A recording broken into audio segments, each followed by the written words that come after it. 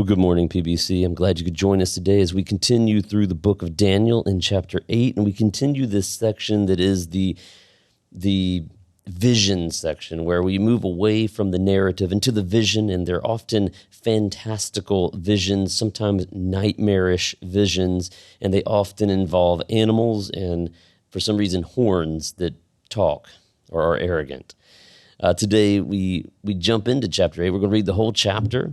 And we're going to look at it like this. When my oldest daughter was about 4, she would hide and try to scare me. And you know how 4-year-olds hide. You see them hiding behind the chair. So I would walk up and she would jump out and I would act surprised. She received great satisfaction from thinking that she had scared me. Though her shout was loud, the impact of that shout in my ears was far less jolting. And in the same way, knowing the future doesn't save us from the jolt of what happens. If we know that painful times are coming, it doesn't prevent the pain, but it allows us time to prepare ourselves for it, just like you prepare yourselves for a little 4-year-old jumping out and screaming.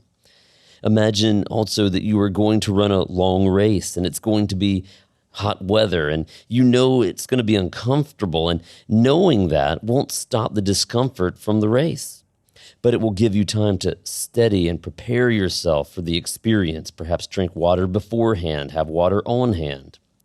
Well, chapter 8 of Daniel is a glimpse of the future that Daniel will not live to see. It is for a time a few hundred years from his own, and this is why Daniel is told to seal the vision. For future readers, this was to prepare them in faithfulness for the day of testing. Their faith would be stretched, but they were warned of the coming hardships. Now for us, the vision in chapter 8 is the past. It's already past, it's happened.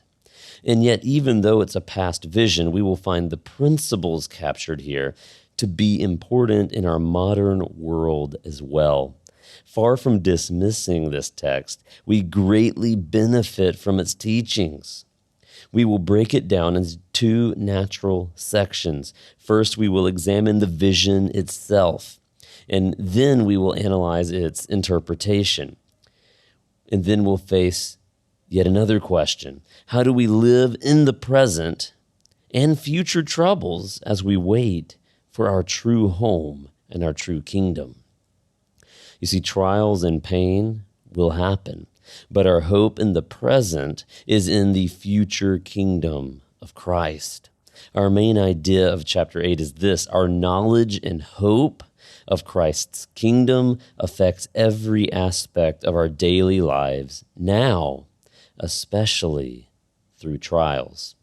So let's begin here where it says the vision. We're going to learn that we take comfort, for God knows the future, and we'll break this down into smaller chunks. But let's read 1 through 4 first. In the 3rd year of King Belshazzar's reign, a vision appeared to me, and Daniel, after the one that had appeared to me earlier. That would be chapter 7. I saw the vision, and as I watched, I was in the fortress city of Susa in the province of Elam.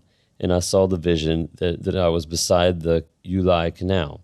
I looked up, and there was a ram standing beside the canal. It had 2 horns, and the 2 horns were long, but one was longer than the other. The longer one came up last, and I saw the ram charging to the west and to the north and the south. No animal could stand against him, and there was no rescue from his power. He did whatever he wanted and became great. We meet Daniel a few years after the vision in chapter 7. He has another vision during the Babylonian Empire, and I mention this because the vision that he has in chapter 8 actually takes place in Persia. And this may cause some confusion. Was he in Babylon or was he in Persia? Is this a mistake? And the answer is no. I think it would be best understood that Daniel is being moved or transported to see the vision of the Persian capital of Susa and the coming Persian Empire, which would soon wash over Belshazzar. The ram he saw represented this empire. This vision happened before the events of chapter 5 that we talked about weeks ago.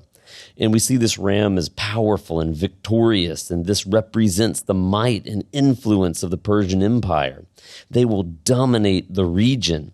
There seems to be no contender to challenge its power or authority. Arrogance quickly ensues.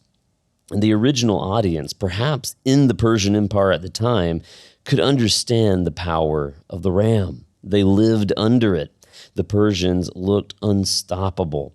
Today we look at the nations in our world and we wonder the same. How can anyone stop them?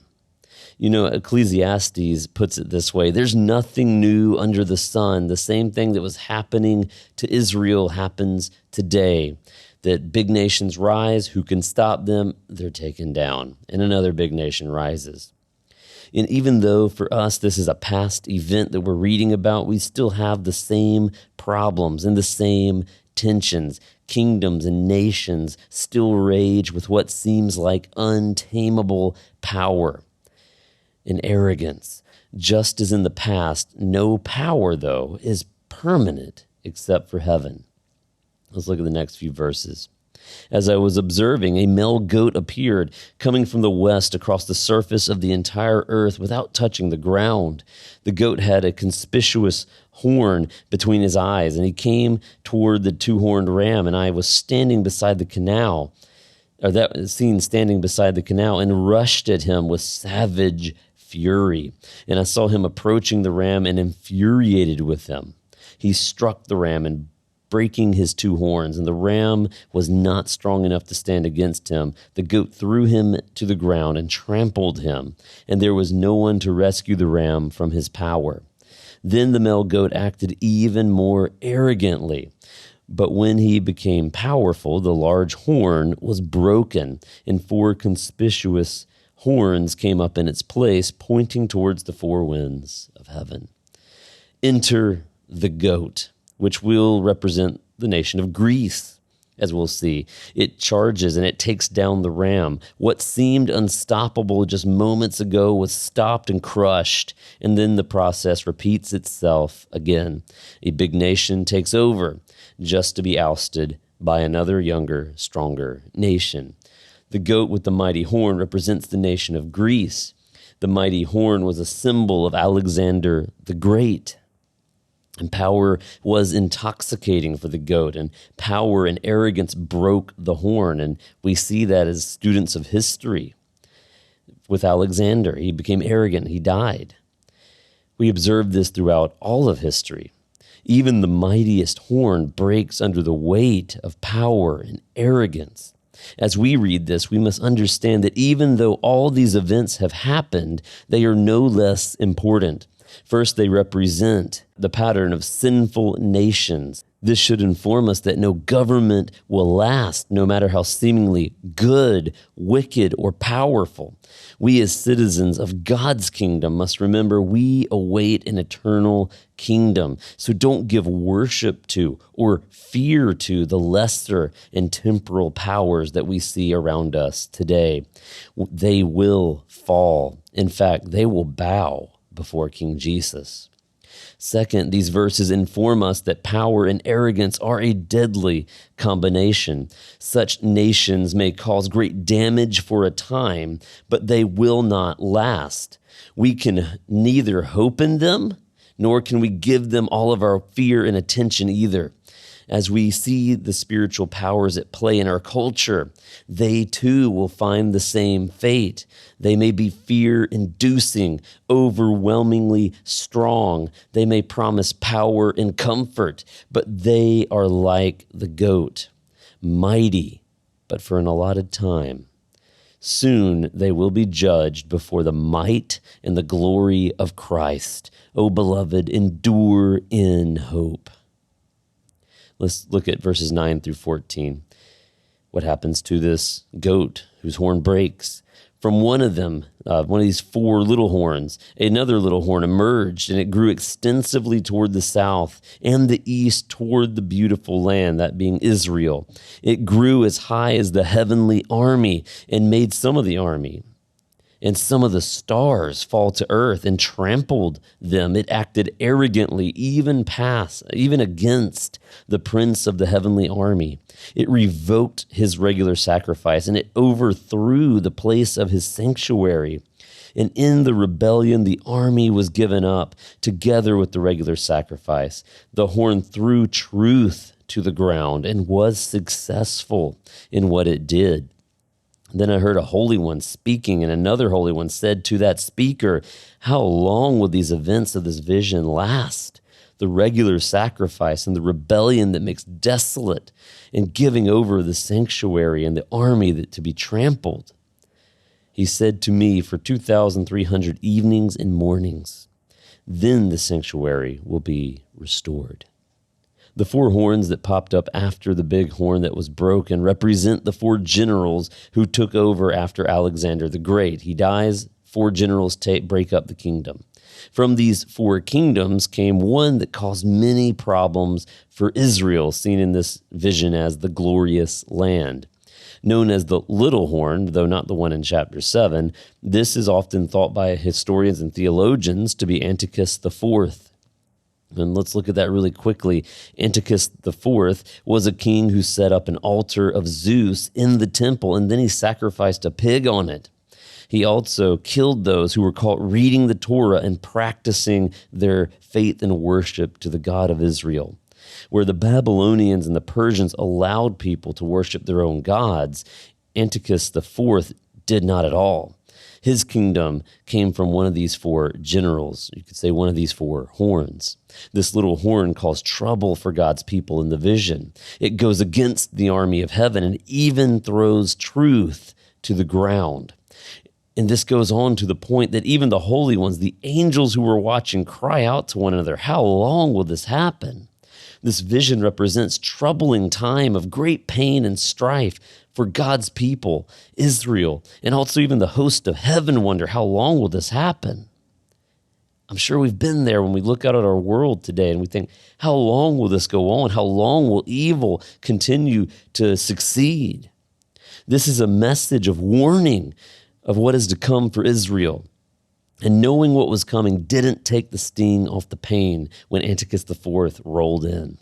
But it provided hope that God knows the future and God even knows the end of that evil. So what are we to make of this number 2,300? Well, again, no one really knows. It can mean one of two things. It could mean 2,300 days. It also could mean 2,300 morning and evening sacrifices, and it's a difference of about 3 years in between the two numbers. So for the purposes today, we're just going to say we don't know. But this number does represent something that matter.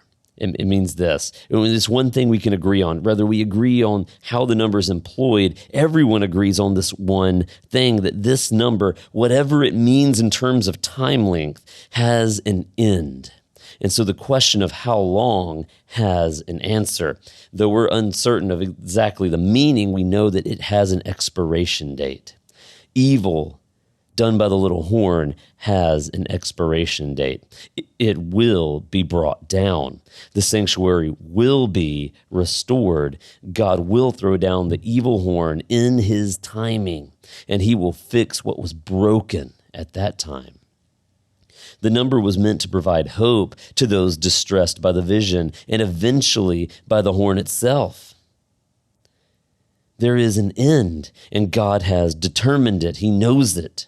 The same promise is true for us today. Yes, evil is still raging. And yes, we are experiencing pain and trials, and we see evil triumph all over the world. But God's promise from his word is that just as this little horn was brought down, there was a time limit. The present evil that we see today will be stopped too. It has an expiration date.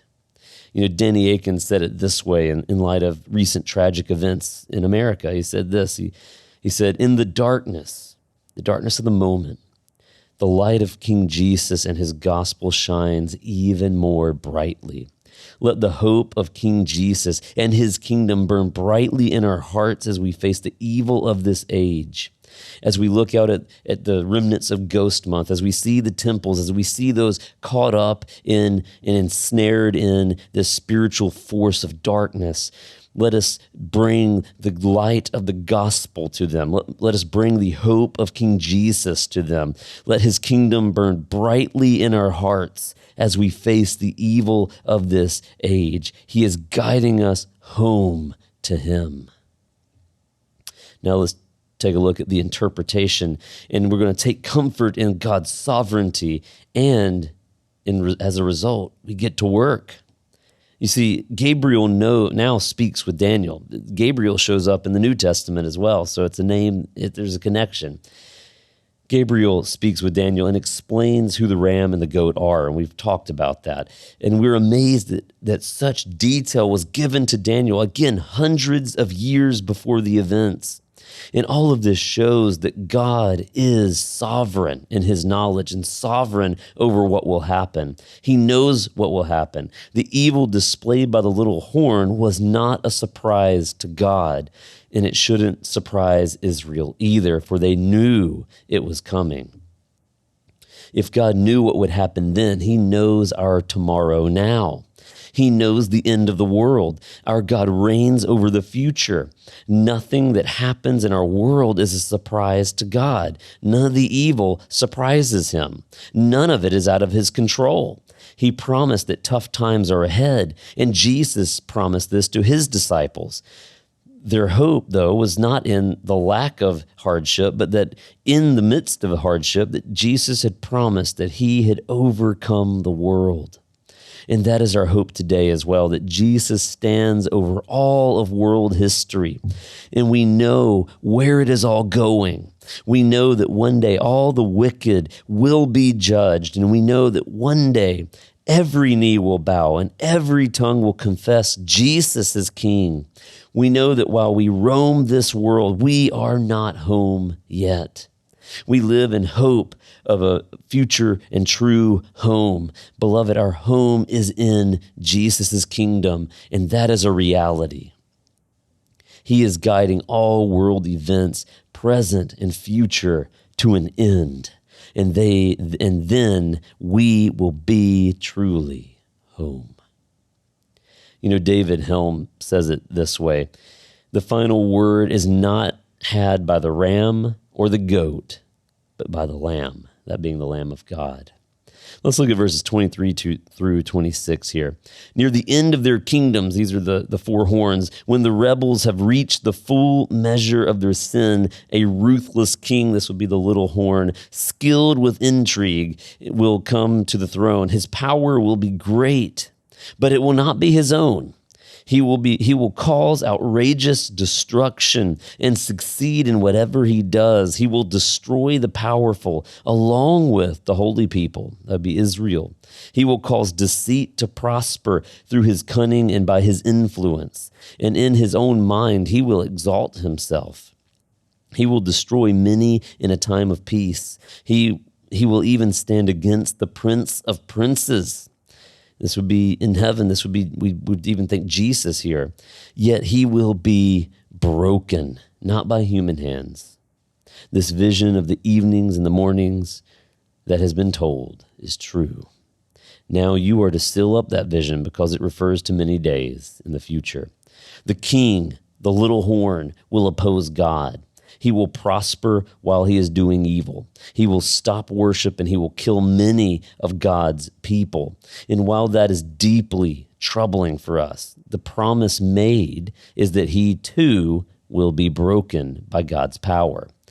It won't simply be another earthly power, but God's divine design. For all the rage and power the king wielded, he was brought down in turn. And for us, for all the power that we see evil has, and we also see that these evil rulers we see have a spiritual force behind them and a spiritual power behind them, feeding that evil. But God's promise to Israel and God's promise to us is that he will end them. We see that in the book of Revelation as well, that God is bringing it all to a dramatic conclusion in which he will judge the evil done. Let's look at verse 27. What is Daniel's response to all of this? I, Daniel, was overcome and lay sick for days. And then I got up and I went about the king's business. I was greatly disturbed by the vision and could not understand it. After the vision, Daniel was sick for many days. Seeing the future suffering that will come to his people, he's distraught. Knowing the future doesn't take the sting off the events. However, Daniel didn't stay in bed for long, nor did he give in to lethargy. Instead, he got up and he went back to work. And Danny Akin puts it this way: his knowledge of the Lord's future kingdom, the hope beyond the current kingdoms, even the hope beyond the future earthly kingdoms, allowed him to live already for that kingdom. And so he was sick. It was distressing. It's not like, the future, that evil we experience, the pain we see, the wickedness we see and experience, and the hardships we face aren't easy, and they do affect us. Daniel was affected, but he eventually got up and he went back to work. Why? How? Because he believed in a future kingdom. He knew that those kingdoms would fail, even as distressing as the little horn's kingdom would be. Seeing what it would do to God's people, seeing how it would reign for a certain time, his future hope allowed him to overcome that sickness. The last principle is important. This was the message for God's people. Here is the suffering you will face in the future. For now, go to work and be faithful. Live for the future kingdom in light of the present evil kingdom. For us, the principle is true too. In Mark 13, Jesus gives details that will take place before he comes back. But his message is not, look at these signs, wait and mark your calendars and do nothing until that moment. It is this. It was these signs are a warning to be about the kingdom business. Be found being busy doing the kingdom work as you see these signs.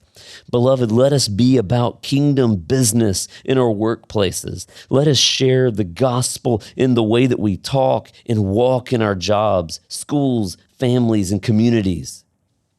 Oh, that the gospel would shine bright through us as we walk through the dark kingdoms we inhabit. Oh, that we would see our footsteps as bringing the light of God's kingdom to Pingdong, to Taiwan, and to the world. As we wade through the present evils, do so being busy in the place that God has placed us. Steady your feet and your heart for the task and long for that future kingdom. Let me end with a bit of a poem. Just as a race has a finish line, evil and suffering will reach their time. But we are not to wait idly for that future freedom, but to presently call all those around us to join Jesus' kingdom. Let us bring the people around us into relationship with our great King who walked among people enduring suffering, took on the wrath of sin, and he promised that one day he would come again. Let us be found active in our communities as lights of the gospel, speaking of our hope whenever possible. Beloved, Daniel 8 reminds us that the kingdoms rise and fall, but only Christ's kingdom endures forever. The ram, the goat, the little horn all had their day. They had their time, but each was broken in turn. Evil and suffering, though loud and frightening, have an expiration date set by the hand of our King, our God. Our call is not to despair, nor is it to sit idly by, but it is to endure to the end with our eyes fixed on Jesus and our hands busy doing the kingdom work. He knows the future, and he rules over all of history, and he is guiding us home. So let us be faithful in the present, busy with kingdom work, shining the light of the gospel where God has placed us. For though we are not home yet, we walk with confidence, knowing that the finish line is certain and that Christ, the Lamb, has already secured the victory. We will soon be home. Let me end with one more poem and then a prayer. We are not home yet, so let us walk with our purpose set, trusting in the King whose blood and resurrection raise our hearts to sing.